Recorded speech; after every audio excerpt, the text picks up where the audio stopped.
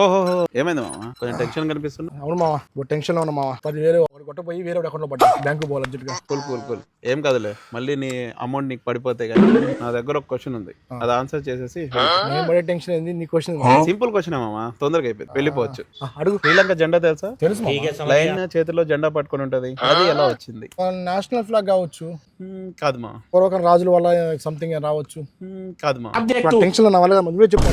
చెప్తా జాగ్రత్తగా. అప్పట్లో ఒక రాజు ఉండేవాడు. వాళ్ళ రాజ్యంలో కొన్ని ఊర్లలో తిరుగుతూ ఉండేవాడు. అయితే కొంతమంది అమ్మాయిని చూసి ఇష్టపడతాడు. రాజ్యంలో ఎంత మంది అమ్మాయిలు ఉన్నారో అందరికి చెప్పండి, నేను పెళ్లి చేసుకోవాలి, కబురు పెట్టండి అంటారు. స్వయంవరం లాగా అందరు వచ్చేస్తారు. అయితే రాజు ఏం చేస్తాడంటే అందరికి సీడ్ ఇస్తాడు. ఎవరైతే సీడ్ వేసి చెట్టు వచ్చిన తర్వాత, పూ కాసిన తర్వాత ఆ పూ తెచ్చి ప్రెజెంట్ చేస్తారో, ఎవరి పూ నచ్చితే ఆ రాజు ఆ అమ్మాయిని పెళ్లి చేసుకుంటానని ప్రామిస్ చేస్తాడు. ఆ రాజ్యంలో ఉన్న అమ్మాయిలందరూ ఆ సీడ్ తీసుకుని వెళ్ళిపోతారు. కొంతకాలం తర్వాత అందరూ తిరిగి వస్తారు. వచ్చిన తర్వాత అందరి చేతిలో రకరకాల కలర్ ఫ్లేవర్స్ ఉంటాయి. అయితే అందరూ ఇదిగో రాజు అని చూపిస్తుంటారు. రాజు అందరి ఫ్లేవర్స్ చూస్తూ ఉంటాడు. అందులో ఒక అమ్మాయి మాత్రం నల్ల రాయి పట్టుకుని ఉంటది. సో రాజు అడుగుతాడు, అందరూ రకరకాల కలర్ ఫ్లేవర్స్ తెచ్చి నాకు ప్రెజెంట్ చేస్తున్నారు, చాలా అందంగా ఉన్నాయి ఆ ఫ్లేవర్స్ అన్ని, నువ్వేంటి నల్ల రాయి తీసుకొచ్చావు అంటే అప్పుడు ఆ అమ్మాయి చెప్తాది, రాజుగారు మీరు మాకు ఇచ్చింది ఈ నల్ల రాయే, అందరూ మిమ్మల్ని ఇంప్రెస్ చేయాలని ఆ నల్ల రాయిని పడేసి వెళ్ళి బజార్లో రకరకాల పూలు తీసుకొని వచ్చారు, నేను నిజాయితీగా మీరు ఇచ్చింది ఇదే అని చెప్పి ఇదే తీసుకొచ్చాను అంట.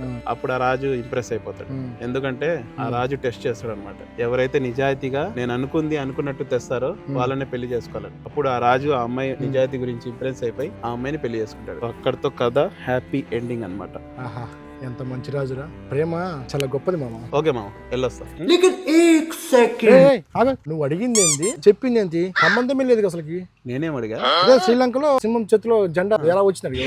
ఆ జెండా ఎలా వచ్చిందో నాకు కూడా తెలియదు మామ. ఈ స్టోరీకి దానికి ఎటువంటి సంబంధం లేదు.